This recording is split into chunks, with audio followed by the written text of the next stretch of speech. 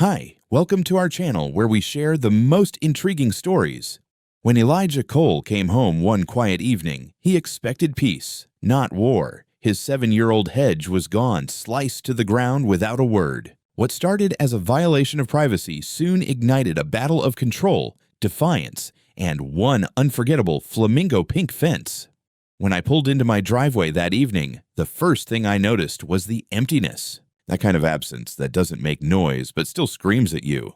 My name's Elijah Cole, 42 years old, architect by trade, and I take pride in order, design, and privacy. That's why I bought this 1.5-acre lot outside Sagewood Hill, a peaceful tree-lined buffer between my home and the ever-watchful eyes of the HOA that governed the subdivision next door like it was their kingdom.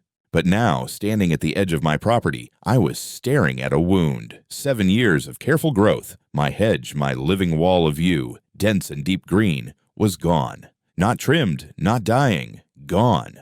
Cut clean to the ground. Every branch sheared with surgical precision. What used to be a natural curtain was now a flat stretch of stumps and raw dirt, open to the HOA road and the parade of plastic perfection they called a neighborhood. I got out of my car slowly, my brain playing catch-up with my eyes. I walked the full length of the missing hedge, kneeling down in spots, brushing my fingers along the smooth cuts. Gas-powered, sharp teeth on the blade. This wasn't the work of a bored teenager with garden shears. This was professional equipment. I didn't see any tire tracks or sawdust, and of course, I hadn't installed exterior cameras yet. That had been on my to-do list. Now it was the top of the damn list. My neighbors, on my side of the line, the ones not governed by the HOA, weren't home yet. The 3 properties bordering mine were either vacation homes or rentals. So I called around, sent a couple of texts, checked my mailbox. Nothing. Then I went inside to set my bag down and try to calm the boiling pressure in my chest. That lasted exactly 27 minutes until there was a knock on my door. Sharp. Quick. Not friendly. I opened it to see Karen Aldridge standing on my porch like she owned the foundation under my feet. Late 50s. Immaculately styled bob. Salmon-colored blouse with a pearl necklace that probably hadn't been taken off since the Bush administration. She had that HOA smile, polite enough to hide the fangs, but only just. "Elijah!" she beamed. I just had to stop by. "Your place looks so much better now that the hedge is gone. I mean, wow. It really opens up the view, doesn't it? The symmetry with the other properties on this side of the road is just perfect now. Thank you for finally making the change." My jaw didn't drop. It locked. I stared at her for a long second before answering. I didn't authorize anything to be removed. That hedge was on my property. That hedge was mine. Karen's smile twitched but didn't break. Well, yes. But the community had expressed some concerns. Months ago, remember? We sent a notice about overgrowth and invasive vegetation. It was a bit out of line with the rest of the area. And since it visually impacted Sagewood Hill, the board agreed it was appropriate to help you tidy things up. Don't worry, we didn't charge you for the removal. I took a breath. Then another, slower one. "Let me be very clear, Karen," I said, voice low and deliberate. "My house is not part of Sagewood Hill. It never has been. The property line is 2 feet inside that hedge. Was inside that hedge. You had no authority to touch anything on this land." Her eyes sparkled with that condescending glint I'd come to associate with HOA presidents. "Elijah, I think you're overreacting. We're all neighbors here. We just wanted to maintain a cohesive aesthetic. And frankly, it's a relief that someone finally took some initiative." I didn't raise my voice. I didn't slam the door. I simply said, "Are you admitting that you ordered the removal?" Karen didn't answer directly. She just gave me that tight-lipped, bureaucratic smirk and said, "Sometimes decisions have to be made for the good of the community." I'm glad we were able to help. Then she turned and walked off my porch like she was leaving a dinner party, her heels clacking down the steps and echoing through the evening air. I closed the door slowly, leaned against it, and let out a breath I didn't know I'd been holding. Inside, I didn't pace. I didn't call the police. Not yet. I poured a glass of water, sat down at my drafting table, and started sketching. If they thought they'd won, they didn't understand who they were dealing with. The contractors arrived early Wednesday morning, just after sunrise. A crew of 4 guys in worn denim and dust-covered boots rolled in with a trailer full of cedar panels, posts, drills, and enough concrete to rebuild Hadrian's Wall. I greeted them with coffee, a crisp printed diagram, and the kind of smile that said I'd been waiting for this moment longer than they needed to know. Everything on the east side, I told them, pointing toward the empty stretch where my hedge used to stand. We go from the edge of the southern tree line up to the north drive entrance, 9 feet tall, no gaps, zero visibility, and one very, very specific color. They all looked at the sample swatch I handed over, sunset blush, a nauseatingly cheerful tone of saturated pink, usually reserved for Barbie packaging or bad wedding invitations. One of the guys raised an eyebrow. "You sure you want the whole thing this shade?" "Absolutely," I said without blinking. "Front-facing only. Inside stays natural wood." It took 2 full days to finish. They moved fast, efficient, and precise. Every post went in level, every panel locked into place with surgical accuracy. On the inside, I spent that time running low-voltage wiring, mounting 6 hidden cameras, each with night vision, motion detection, and real-time cloud backup. I positioned them in staggered coverage, 2 capturing the length of the fence, 2 focused on ground-level access points, and 2 up in trees for a bird's-eye view. I calibrated the lenses myself, masked the sensors behind discrete natural casings, and tested everyone with a remote trigger. By Friday afternoon, it was finished. The result was both hideous and magnificent. From the outside, it looked like a pastel monolith, 9 feet of gaudy pink wood that completely cut off any view of my house from the HOA street. It was jarring, loud, a screaming visual offense to the hyper-regulated blandness of Sagewood Hill. From the inside, though, it was a fortress, and more importantly, it was bait. The first reaction came just before sunset. I was trimming hedges on the west side when I noticed Karen and 2 other HOA board members standing across the street, arms folded, gazes locked on my new wall. I didn't wave. They didn't move. By morning, the first envelope had arrived, typed, sealed, slid under my front gate.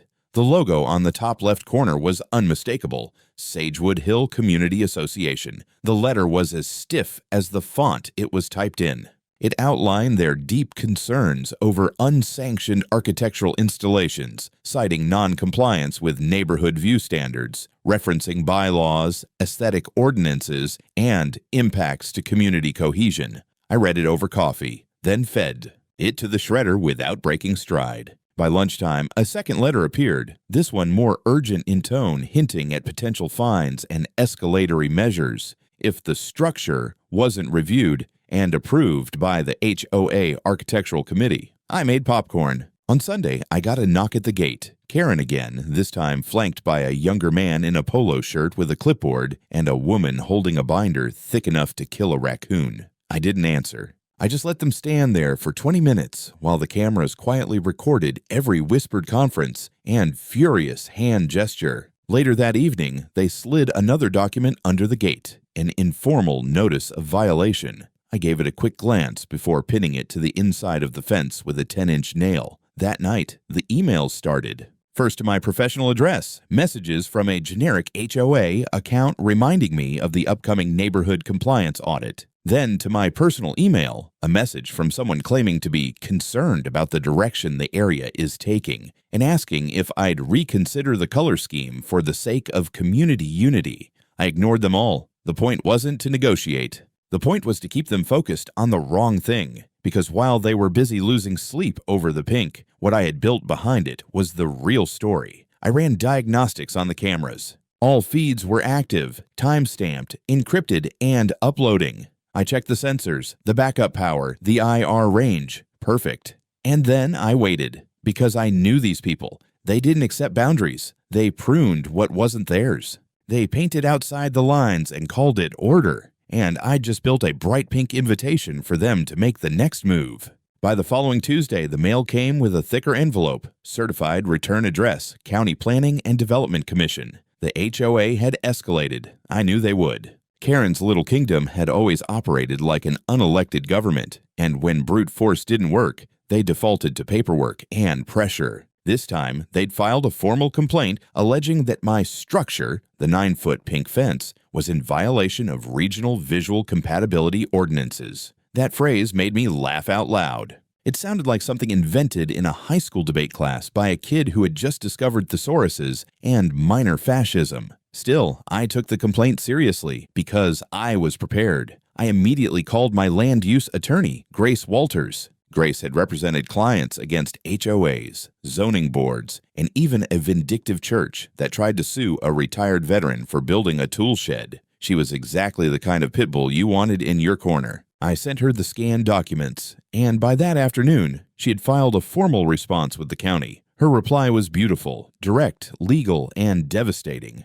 She included my deed, boundary maps, permit records, and, most importantly, a citation of the county's land use zoning code, which made it crystal clear my property was outside the jurisdiction of any aesthetic or visual enforcement standards not related to safety, accessibility, or wildfire mitigation. That meant color, height, and material choice were entirely my discretion, period. Grace also added a closing line I still think about with pride. The complainant's claim rests solely on personal dissatisfaction and a misapplication of authority by a private neighborhood organization with no governing power over the respondent's land. This fence is not only lawful, it is emblematic of the respondent's right to privacy, safety, and autonomy from overreach. 3 days later, the county dismissed the complaint without a hearing. The letter of dismissal arrived on Sagewood Hill letterhead, almost certainly resent by Karen herself as a passive-aggressive attempt to make it look like the HOA had withdrawn the matter voluntarily. I framed it.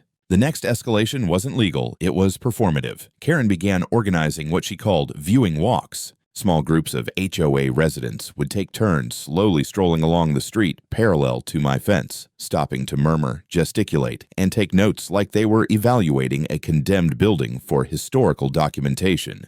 They always stayed on the sidewalk, never stepped over the line, but the message was clear. They were building a case, or at least pretending to. I saw the same man 3 days in a row, a tall guy with a tight ponytail and cargo shorts, crouched at various points, measuring things. One time he brought what looked like a drone. Another woman was sketching something. Theatrics. I waved at her once. She dropped her notepad. Then came the passive-aggressive leaflets. Folded pieces of glossy paper began appearing in neighborhood mailboxes. I got one too, even though I wasn't on their distribution list. It featured phrases like, "Is your neighbor's property hurting your home value?" and "Visual pollution is a silent killer of community pride." A blurry photo of my fence, zoomed in, shot from an angle, clearly designed to make it look like a war crime against landscaping, was printed at the center. It was all so transparent, it would have been funny if it wasn't pathological. I thought about responding publicly, maybe post a rebuttal on Nextdoor or drop a few facts in the HOA group, but Grace advised me to stay silent. "Let them spin themselves into a knot," she said. "Every complaint they make is just more evidence that you're not the aggressor." So I waited. Again. But while they stewed, I started making calls of my own. I contacted a reporter at the local Chronicle who'd done a piece 6 months ago on HOA overreach in a nearby town. I pitched him a story, not just about a man defending his property, but about the growing trend of HOA creep beyond legal borders. He was interested, very interested. We set up a meeting for the following week. At the same time, I reached out to several of my neighbors, specifically the ones who'd previously hinted at being frustrated with Sagewood Hill's antics.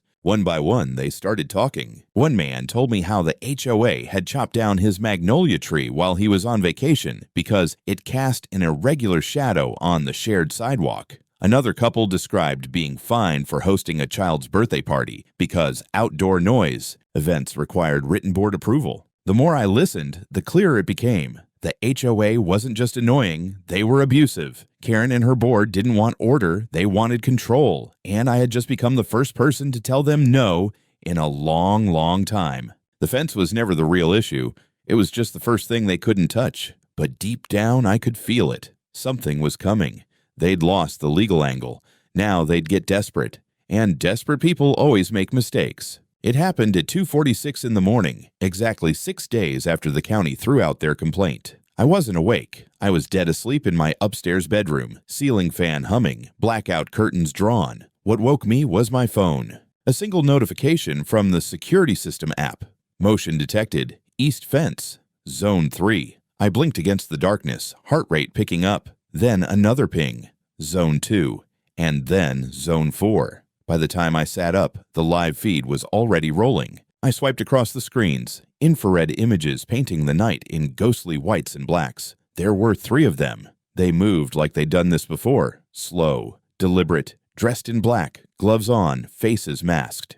They had a cordless reciprocating saw, a crowbar, and what looked like bolt cutters. They came in through the adjacent yard, the Hendersons' place, which backed up to mine, and hopped the low fence line between us before walking straight up to the back panel of my wooden wall. One of them, the tallest, wore a windbreaker with a logo that stopped me cold. It was the Sagewood Hill HOA seal, embroidered, official. I zoomed in on the mask, standard black balaclava, but the way he moved, the gait, the body language, it clicked. I'd seen that man before, dozens of times, at meetings, in the neighborhood. That was John Aldridge, Karen's husband, Homeowners Association Architectural Committee member, professional narcissist, amateur spy. The camera caught them whispering, audio faint, but there. One voice said, "Cut the panel first, check for screws underneath." Another, "Make it clean. No mess. We just need to open a section and get it down before sunrise." I watched them test the wood, trace the seams. One took out chalk and marked a cut line. Another sprayed something, lubricant, onto the hinges. They worked like they were on a mission, like this was sanctioned, like they'd done it before.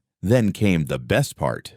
As John leaned in to start the first cut, the infrared spotlight kicked on. Motion-triggered strobe linked to the camera. It didn't flash like a normal light. It blasted. All three men froze mid-movement, blinking, stunned like deer in high beams. Then the camera's alarm engaged, sending a high-pitched tone across the yard and to my phone. They panicked. One dropped the saw.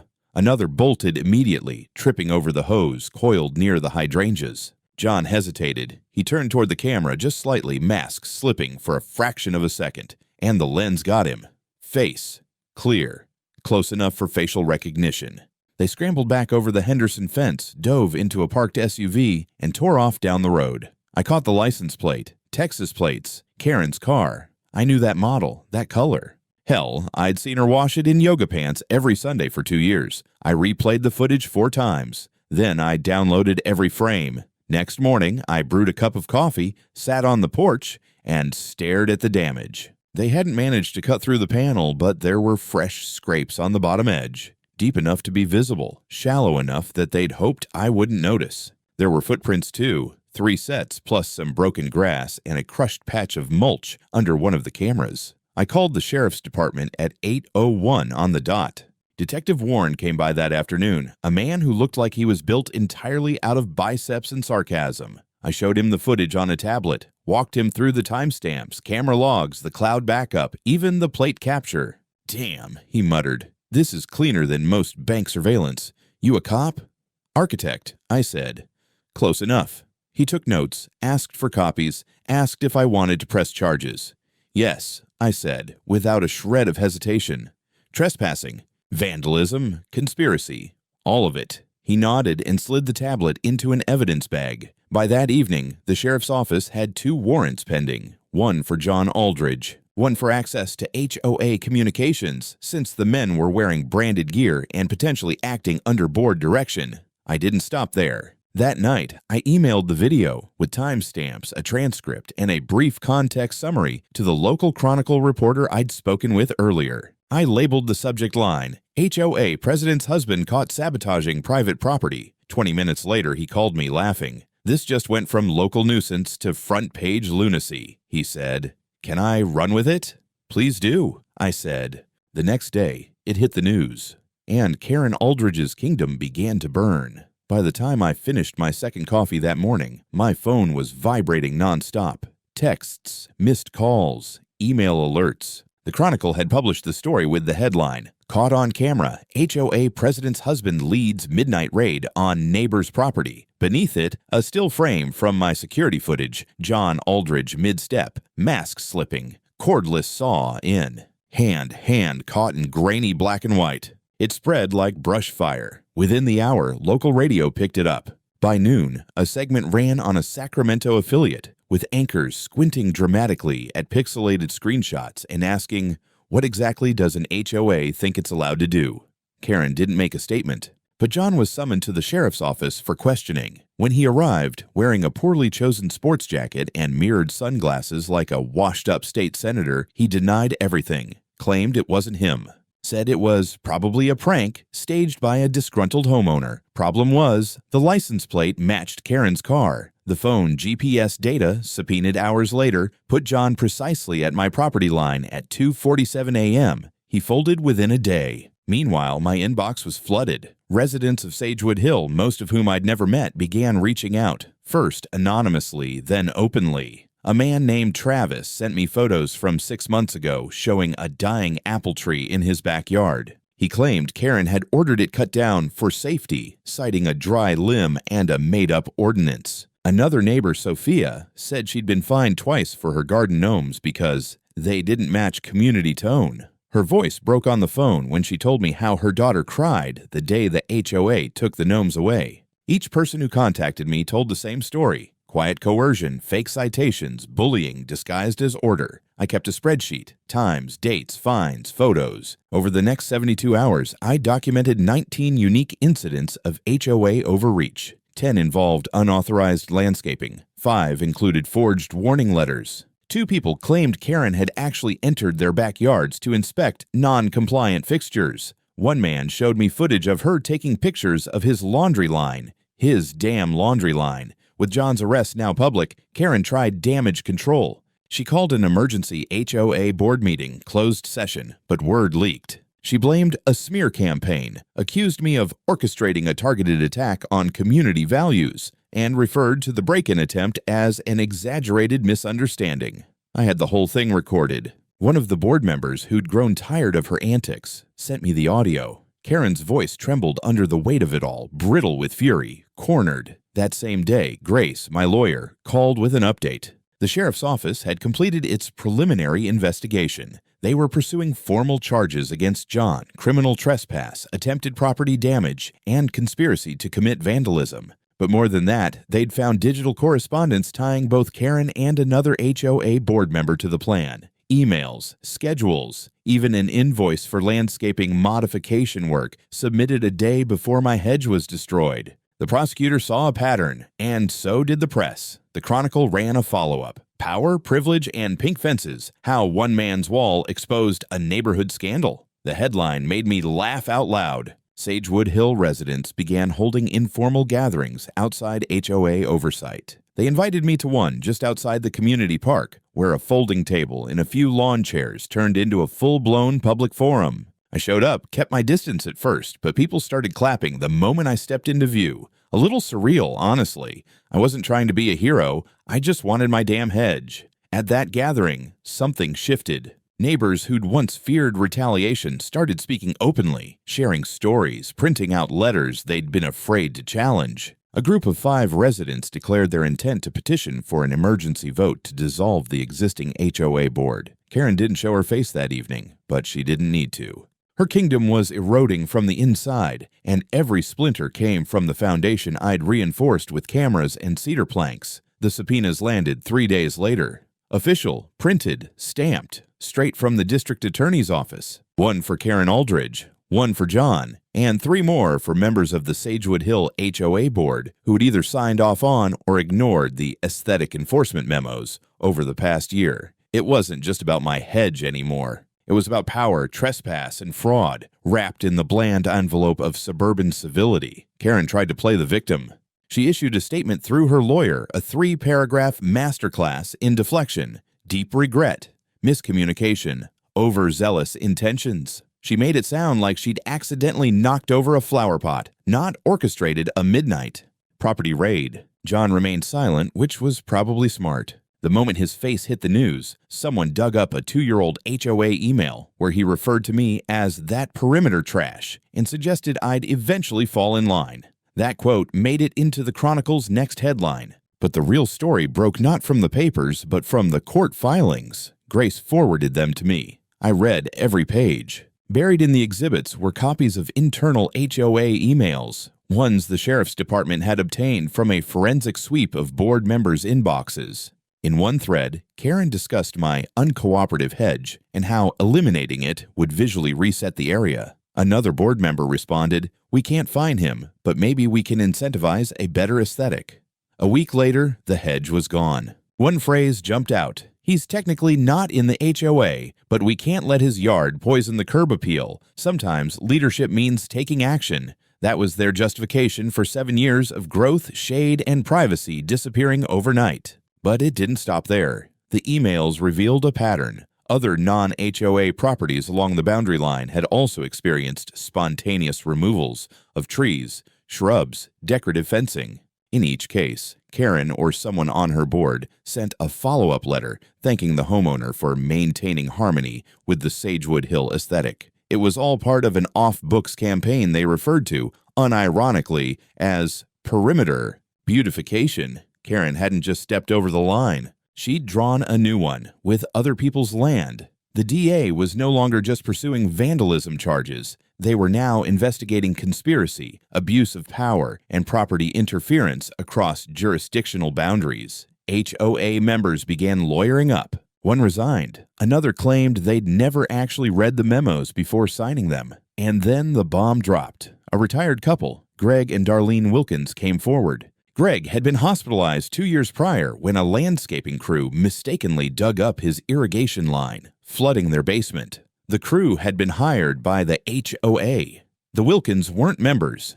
Never had been. But when they tried to sue, Karen told them the damage was the result of unauthorized infrastructure and threatened to countersue. The Wilkins had kept everything: documents, emails, photos, hospital bills. Now they had a lawyer too. The story grew legs. Local TV crews showed up outside Sagewood Hill. Residents refused interviews at first, but one woman broke the silence. She told the camera, "It used to be a neighborhood. Now it feels like we're all just scared of what color we paint our garage doors." And that was the final crack. A petition began circulating, first on paper, then online. Its goal: dissolve the current HOA board and replace it with an interim resident council until new elections could be held. California law allowed this with a simple majority. They got 2/3 of the neighborhood to sign within 48 hours. Karen's response: a cease and desist letter sent to every signatory. It was the dumbest thing she could have done. Now even the neutral neighbors were furious.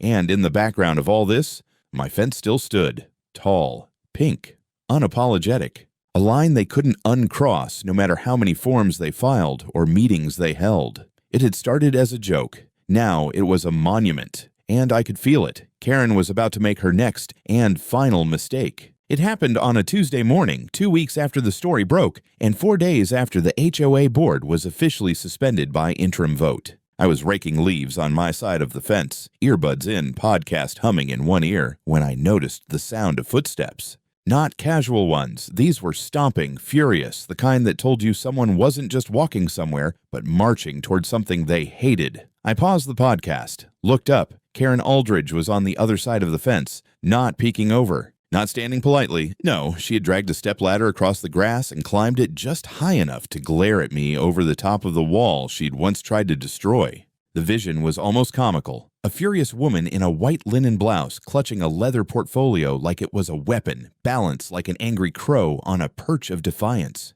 "Elijah," she barked, like we were in some courtroom and I'd just been called to the stand. I didn't respond. She flapped the folder at me. "You think you've won? But let me be absolutely clear. You are still in violation." I removed an earbud, more curious than angry. "Violation of what?" She blinked, faltered for half a second, then said, "Municipal Ordinance 43-9. Height obstruction adjacent to community sightlines. You cannot build a structure above 8 feet without formal clearance from the city." I looked at my fence. It stood just over 9 feet per design, measured precisely because I knew she'd try something like this. "Karen," I said evenly, "this property isn't in the HOA. Your sightlines aren't my problem." "I spoke to the zoning office," she snapped. "They'll be contacting you." "Then I'll speak to my lawyer," I replied. Again, she stepped down in a huff, muttering something about visual pollution, and stormed off. I watched her go, noting the way her pristine white heels sank slightly into the damp lawn, like even the earth itself was tired of her. But I took her threat seriously. The next day, I called Grace, and she beat the zoning department to the punch. Within 24 hours, she had a signed statement from the county office. No building codes violated, no citations pending. She even attached a note from the head zoning officer. "Your fence has become oddly famous." Nicely built, by the way. That would have been the end of it. But Karen wasn't finished. That weekend, one of my hidden cameras picked up something new. Not sabotage. This time it was a clipboard. A woman I didn't recognize, late 30s maybe, walked along the HOA side of the fence, stopping every 20 feet to scribble something down. When I checked the footage, I realized she was documenting every detail of my property she could see from their side. Plant types, tree height, roof line angle. I cross-checked her license plate. She wasn't from the neighborhood. She was a private inspector. Karen had hired someone to build a case. Grace wasn't amused. "It's intimidation," she said flatly, "but let's make it work for us." So we went further. We filed a formal complaint for stalking, privacy invasion, and attempted regulatory abuse, including timestamps, footage, and a copy of the inspector's business registration, which, it turned out, was not certified for residential audits in this county period. It became a new headline. HOA president escalates harassment with unlicensed property surveillance. Karen tried to deny it, but the inspector's payment trail led straight back to her. The final blow came from a place I didn't expect. The HOA's own treasurer. His name was Milton Parr. Quiet man, mid-60s, wore sweater vests and carried a clipboard like it was a shield. He'd stayed quiet through the storm, but after the inspection story hit, he released a statement to the press and the sheriff's office. I could no longer remain silent. As treasurer, I was pressured to approve budget items that were not disclosed to homeowners, including landscaping corrections and third-party consultant payments used without proper board authorization. I believe this constitutes financial misconduct. I am resigning, effective immediately. He included copies of check requests, budget approvals, and a note from Karen herself asking him to expedite discretionary fund use, urgent visual matters. That broke everything open.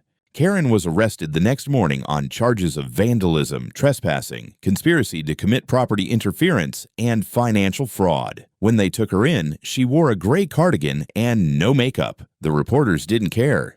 The photo hit the evening news anyway. Me, I was home watching the entire segment from the comfort of my porch, a beer in hand, my feet up against the fence. The pink still looked good in the sunlight. I didn't attend the hearing in person. Grace did, sitting in the front row with her usual calm detachment, phone in hand, ready to text me the moment anything interesting happened. I was on the back porch, watching squirrels try to outrun each other across the top rail of my now iconic fence, wondering if they appreciated the 9-foot elevation. The verdict came in fast. Karen Aldridge, once the iron-fisted president of Sagewood Hill, was found guilty on multiple counts. Criminal vandalism, trespassing, misuse of HOA funds, attempted surveillance, and conspiracy to interfere with private property. Her husband John took a plea deal and received probation, a hefty fine, and mandatory community service. Fitting, given how obsessed they both were with community. Karen wasn't as lucky. The judge handed her 18 months in county jail, citing a sustained pattern of harassment,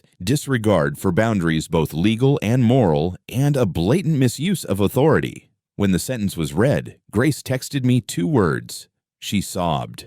I opened a beer to celebrate, but the fallout didn't stop with the courtroom. Residents of Sagewood Hill filed a class action lawsuit against the HOA, claiming illegal fines, intimidation, and unauthorized use of funds for non-consensual property alterations. With Karen out and the board dismantled, the HOA was placed into legal receivership. A community vote followed within weeks. Sagewood Hill HOA was officially dissolved. The headline was everything I could have hoped for. Freedom beyond the fence. Rogue HOA dismantled after Scandal Rock's suburb. It didn't stop there. One of the former residents, a retired graphic designer, started printing T-shirts with my fence on them. Another neighbor, Travis, made a local podcast episode called How a Pink Fence Took Down a Tyrant. They interviewed me over coffee. I told them the truth. I never meant to go to war. I just wanted my hedge back. The irony, I never did replant it. Instead, I doubled down on the wall, painted it bright blue, added a clear-coated cedar trim for contrast, and, right in the center of the panel, facing Sagewood Hill's former entrance, I mounted a wooden plaque engraved with one simple phrase, "My fence, my freedom." Trespass and you're on camera. That sign now appears in Google Images when you search HOA Meltdown, California. The footage from the original break-in, John in his ski mask, tripping over the rake I'd forgotten to move, went viral. Over 3 million views. I got interview requests from local news, 2 podcasts, and something called Suburban Justice Weekly. I turned most of them down. My job as an architect kept me busy. Ironically, I got several new clients who cited the fence guy as an inspiration. One woman even asked if I could design her a backyard that screamed non-compliant elegance. I laughed so hard I almost choked on my coffee. But honestly, life went back to normal, quiet, uninterrupted, respectfully fenced in. And as for Karen, well, last I heard, she was trying to appeal her conviction, claiming she had acted out of a sense of duty to community standards. The judge didn't bite. Apparently, even in suburbia, you don't get to tear down someone's life because their bushes offend your aesthetic. Let that be a lesson, or at the very least, a warning.